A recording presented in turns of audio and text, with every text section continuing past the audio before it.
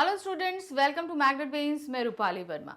Magnet बेन्स आपको 100% free education देता है। साथ ही यहाँ पर मिलने वाला कंटेंट भी आपको बहुत ही उम्दा क्वालिटी का दिया जाता है, ताकि आप अच्छी तरीके से कंटेंट को अगर पढ़ते हैं तो भी आपको सारी चीज़ें बहुत अच्छे से समझ में आ जाए। और बाकी तो समझाने के लिए टीचर्स आपको है ही। सभी कुछ जब फ्री मिल रहा है तो बिल्कुल भी इस फ्री एजुकेशन प्लेटफॉर्म का पार्ट बने रहिए और लाभ उठाते रहिए। आज का वीडियो है हमारा क्लास 12th हिंदी की इलेक्टिव जो है स्टूडेंट उनके लिए है। बुक है हमारी अंतरा भाग 2 का पद्य खंड है। पद्य खंड का अध्याय है 3, यह दीप अकेला मैंने देखा एक बूंद। तो यहाँ पर 2 कविताएं जो हैं वो प्रस्तुत की गई हैं। दोनों कविताएं हमने अच्छे से समझी हैं, पढ़ी हैं, एमसीक्यूज किए हैं, कंप्लीट चैप्टर रिवीजन किया, टेस्ट पेपर किया, सभी कुछ कर चुके हैं। तो आज हम करने जा रहे हैं लास्ट 10 ईयर्स यानी कि 22 से लेकर 2013 तक इन 10 सालों में सीबीएसई के द्वारा बोर्ड एग्जामिनेशन पेपर में इस चैप्टर से कितने प्रश्न पूछे गए हैं, कैसे कैसे पूछे गए हैं, इनको आज हम देखेंगे। तो हम बेसिकली क्या करने जा रहे हैं, सीबीएसई प्रीवियस ईयर क्वेश्चन से सॉल्यूशंस आज हम लेकर आए हैं इस चैप्टर के लास्ट 10 ईयर्स के। स्टार्ट करें। तो सबसे पहले हमारे पास में आ रहा है विषय वस्तु आधारित प्रश्नोत्तर है। सबसे पहला प्रश्न जो है वो है हमारे पास, सच्चिदानंद हीरानंद वात्सायन अज्ञेय के जीवन और रचनाओं का संक्षिप्त परिचय देते हुए उनकी 2 काव्यगत विशेषताएं का उल्लेख हमें करना है। यहाँ पर ये प्रश्न जो हमसे पूछा गया है, ये पूछा गया है सन 2016 और सन 2015 में। तो इनका जीवन परिचय, इनका जन्म हुआ सन 1911 में और उनकी मृत्यु हुई सन 1987 में। देखिए क्या है, अज्ञेय नाम से काव्य रचनाओं में प्रवृत्त रहे सच्चिदानंद हीरानंद वात्सायन का जन्म कुशीनगर कस्बा, जिला देवरिया, उत्तर प्रदेश में मार्च 1911 में हुआ था।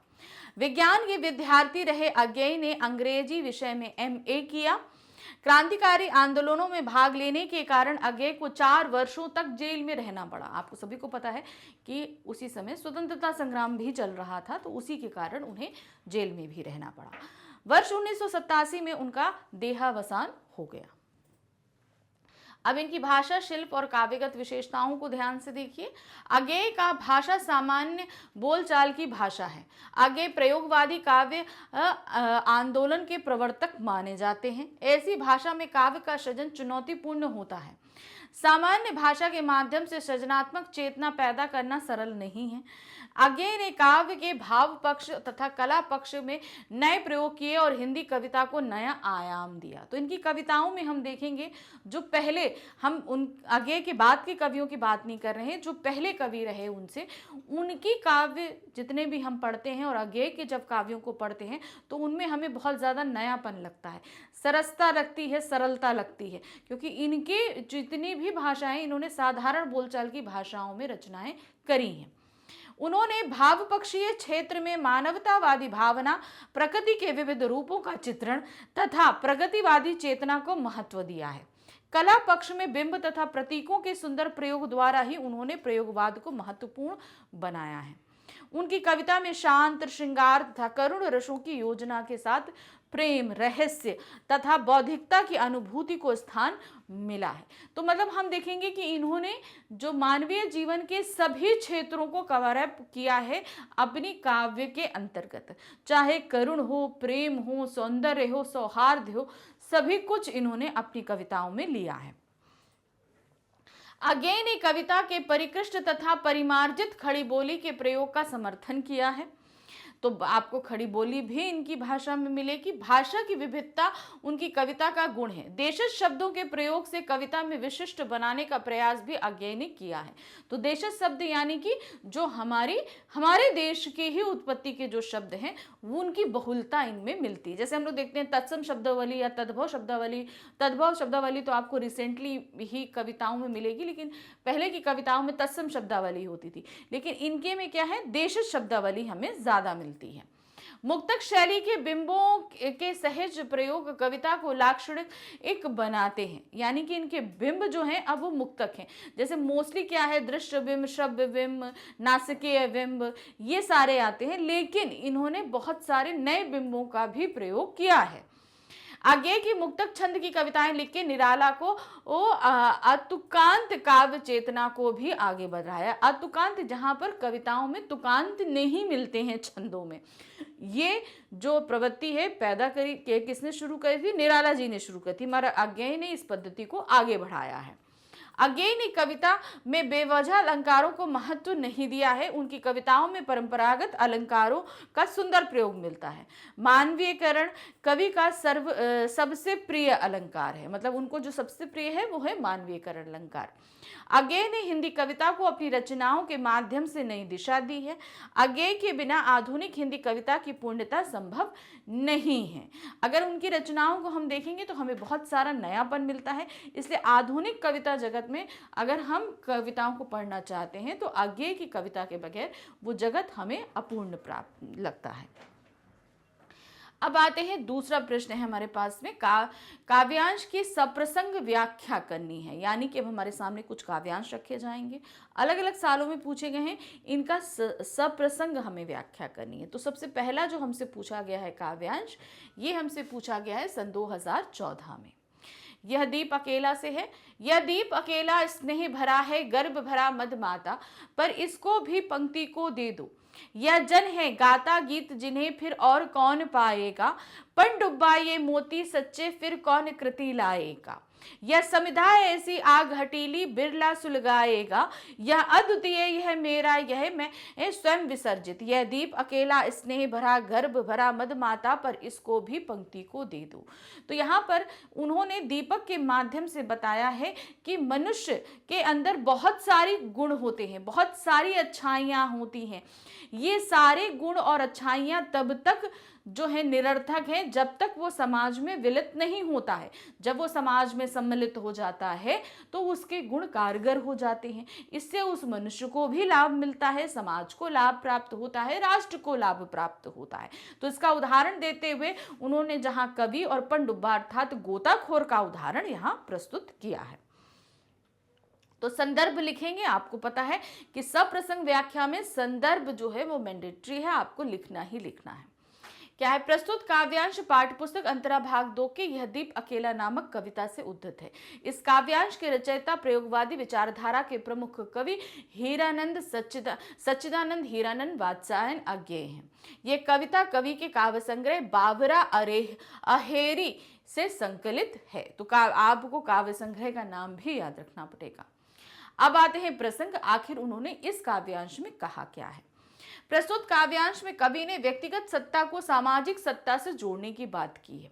व्यक्ति की सार्थकता समाज में तो है ही, किंतु वह अपने स्वतंत्र अस्तित्व में भी महत्वपूर्ण है। उसके भीतर भी अपनी संभावनाओं के बाद भी उसका महत्व समाज के साथ चलने में ही है।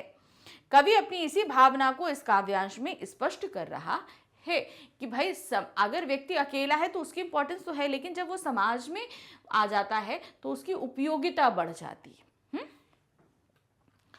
व्याख्या है, यह दीप अकेला, इसमें पर्याप्त स्नेह है, अर्थात तेल पूरी तरह से भरा हुआ है।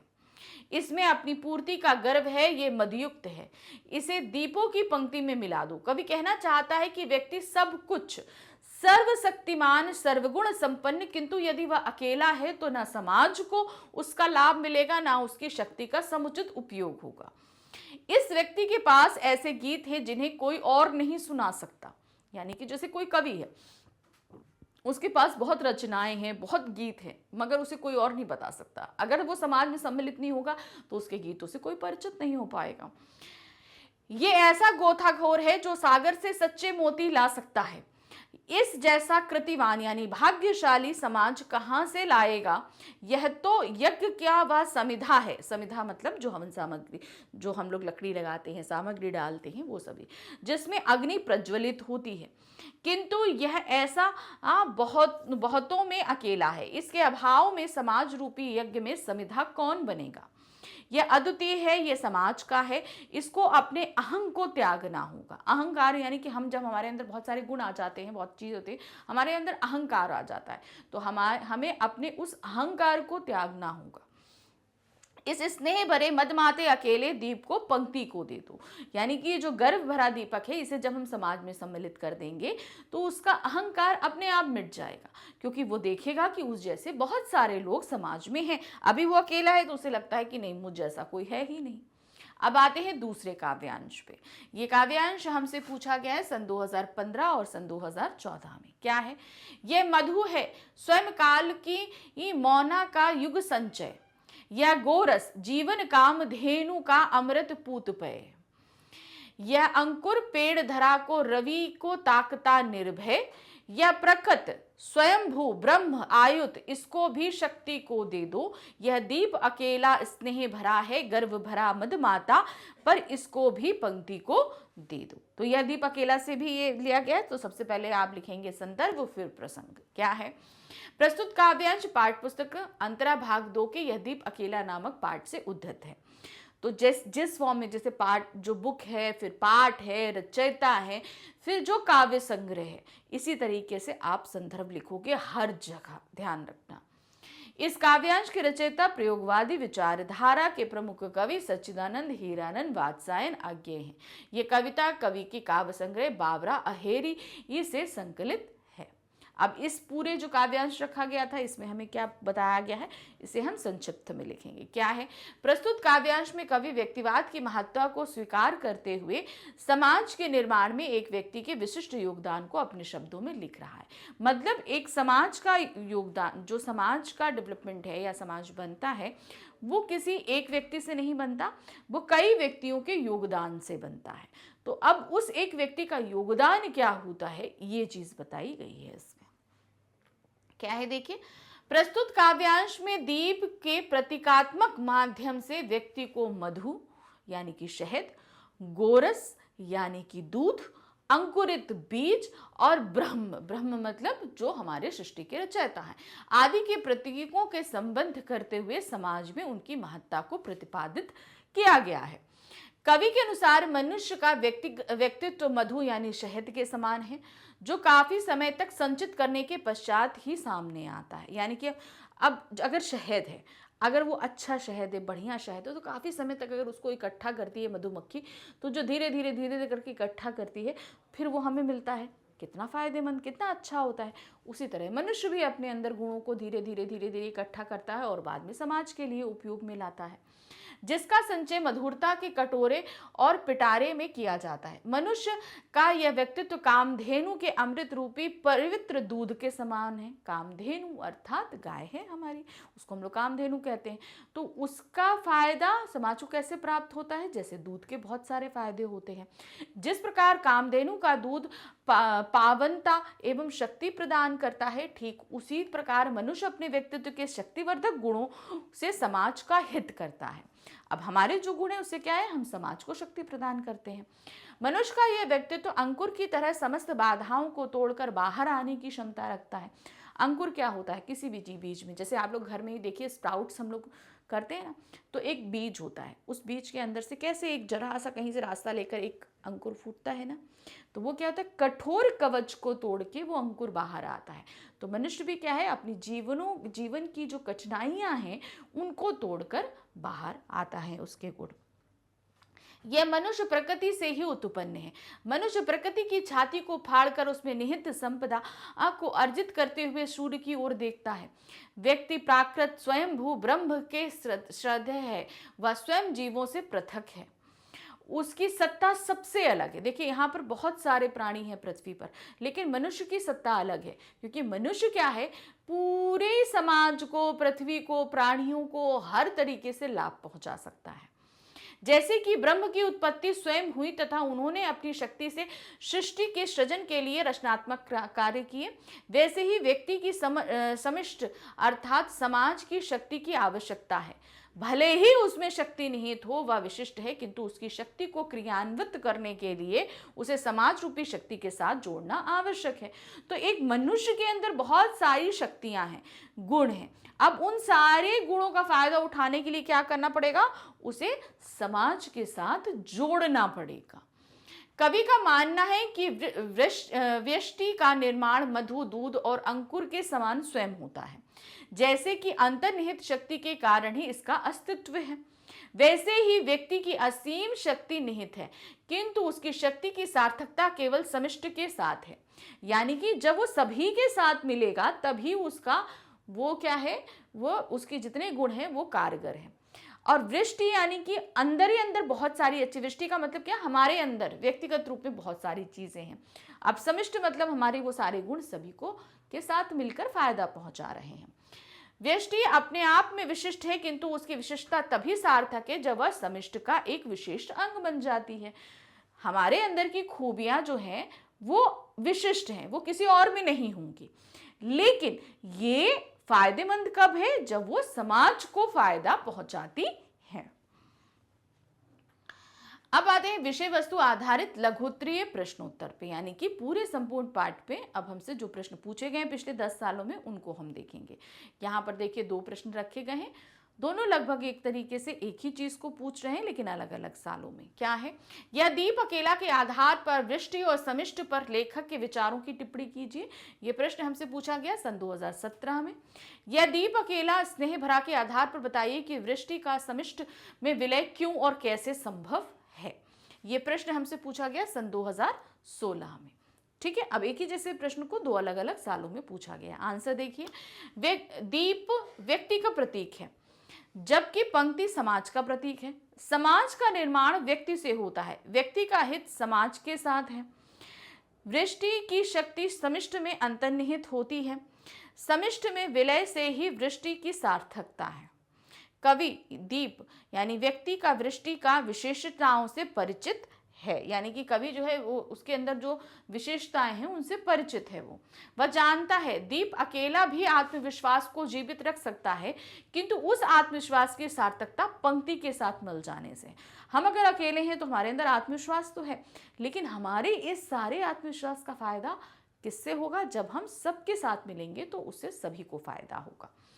पंक्ति में जाकर ही दीप अपने प्रकाश यानी ज्योति को दूसरों के हित में लगा सकता है। कवि व्यक्ति की उपलब्धियों के व्यापक उपयोग के लिए दीप को पंक्ति में देना चाहता है, इसीलिए वह व्यक्ति को समाज के साथ जोड़ना चाहता है। दूसरा प्रश्न है, दीप अकेला के प्रतीकार्थ को स्पष्ट करते हुए बताइए कि कवि ने स्नेह भरा, गर्व भरा एवं मदमाता क्यों कहा है।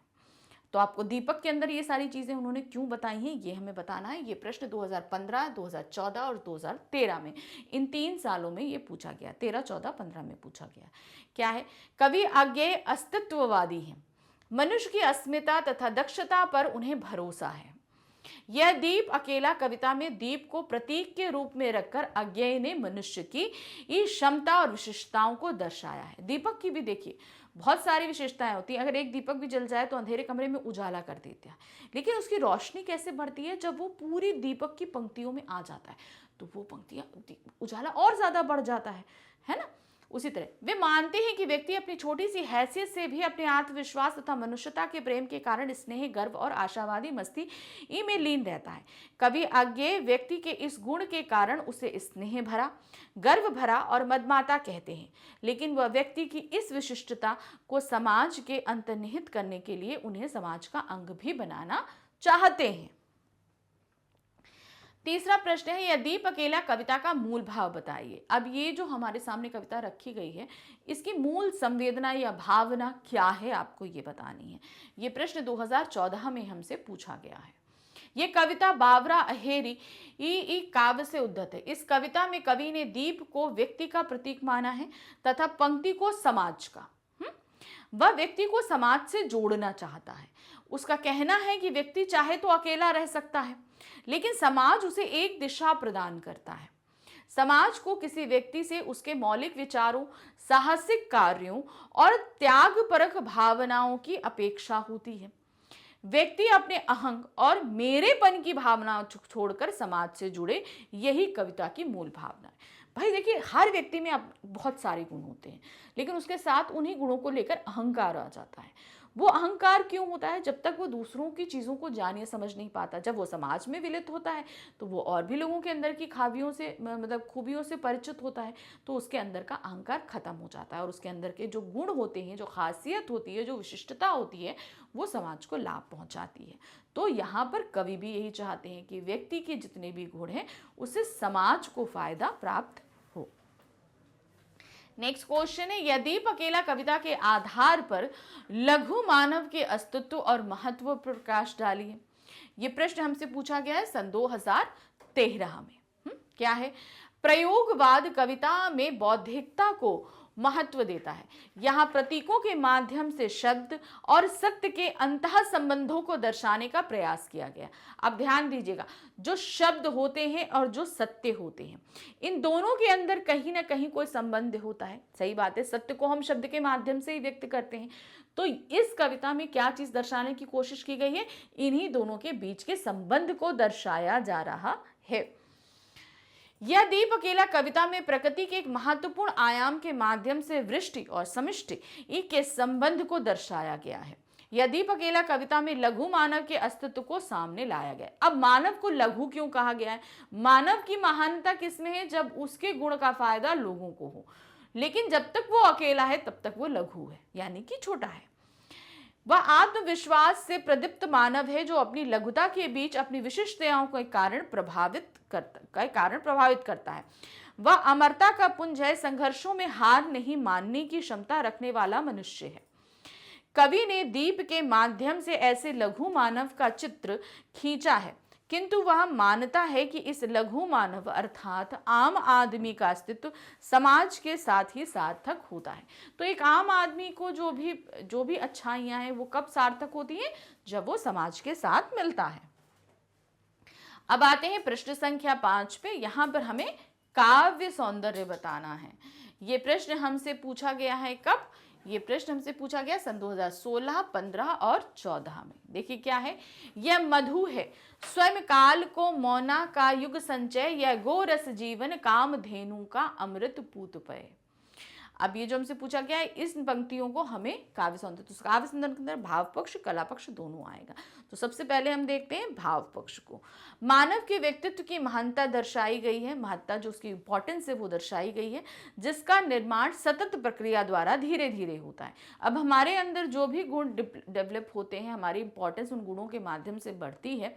अब ये कैसे होता है? वो गुण तो हमारे अंदर धीरे धीरे डेवलप हो रहे हैं ना, तो यहाँ पर वही चीज है, निर्माण सतत प्रक्रिया द्वारा धीरे, सतत मतलब लगातार एक होने वाली प्रक्रिया से धीरे धीरे डेवलप होते हैं। व्यक्ति की विशिष्टता का माध्यम समिष्ट में है, यानी कि सबके साथ मिलकर रहने में है। व्यक्तिगत सृजनशीलता को समाज में ही महत्ता मिलती है। तो व्यक्ति के अंदर जो क्रिएटिविटी होती है, जब वो समाज में आ जाता है तभी उसको इंपॉर्टेंस मिलती है। अब आ जाते हैं कला पक्ष में। क्या है? सहज सरल एवं खड़ी बोली में तत्सम शब्दों की बहुलता है, भाषा भावाभिव्यक्ति से संपन्न है। तो देखिए तत्सम शब्द हैं, सरल रूप में हमारे सामने रखे गए हैं और भावों से परिपूर्ण है। जीवन कामधेनु और अमृतपूत में रूपक अलंकार है। काव्यांश में अतिशयोक्ति अलंकार का इस्तेमाल किया गया है और तुकांत शैली में छंद मुक्त रचना है। तो ये क्या है? ये एक छंदयुक्त रचना है जो तुकांत से परिपूर्ण है। नेक्स्ट क्वेश्चन है क्वेश्चन नंबर 6। मैंने देखा एक बूंद में सागर और बूंद से कवि का क्या आशय है, स्पष्ट कीजिए। ये प्रश्न हमसे पूछा गया है सन 2014 में। तो अब आपको बताना है सागर और बूंद ये क्या मतलब होता है। सागर का मतलब विराट ब्रह्म रूप, एक समझ लीजिए सभी कुछ, और एक बूंद एक ऐसा व्यक्ति होता है जो अपनी विशेषताओं के कारण चमकता है ना। तो यहाँ देखिए क्या है, सागर विराट ब्रह्म का प्रतीक है तथा बूंद जीव का प्रतीक है। सागर का अस्तित्व बूंद के समन्वय से संभव है। बूंद की सार्थकता भी सागर के साथ संबंध होने के कारण ही, क्योंकि बूंद अकेले तो नहीं रह सकती, अगर अकेले अलग रहेगी तो उसका अस्तित्व ही समाप्त हो जाएगा। बूंद क्षण भंगुरता का बोध कराती है। सागर में अलग बूंद की क्षण भंगुरता सूर्य की सायंकालीन लालिमा को दिखा जाती है। किंतु क्षण भर में ही बूंद सागर में समाहित होकर अमरता को प्राप्त कर लेती है। सागर विराट ब्रह्म का विराट का एवं बूंद आत्मा का प्रतीक है। ठीक है, समझ में आ रहा है ना। परम ब्रह्म यानी कि आप अब इसको हम ऐसे समझा सकते हैं, अब विराट को आप ऐसे समझो कि एक समाज है, बूंद क्या है, एक व्यक्ति है जो अपने अच्छे कर्मों के सहारे ही कुछ समय के लिए उस सागर से अलग निकलता है, अपने अस्तित्व को से द्वारा लोगों को दिखलाता है, अपना अस्तित्व दिखाता है अपने कर्मों के माध्यम से, और फिर वो सागर में समिष्ट हो जाता है, मिल जाता है। तो यहाँ पर इन्होंने क्या चीज़ बताई, जैसे बहुत सारे लोगों के कर्म ऐसे होते हैं कि वो ताउम्र हमारे सामने मरने के बाद भी बने रहते हैं।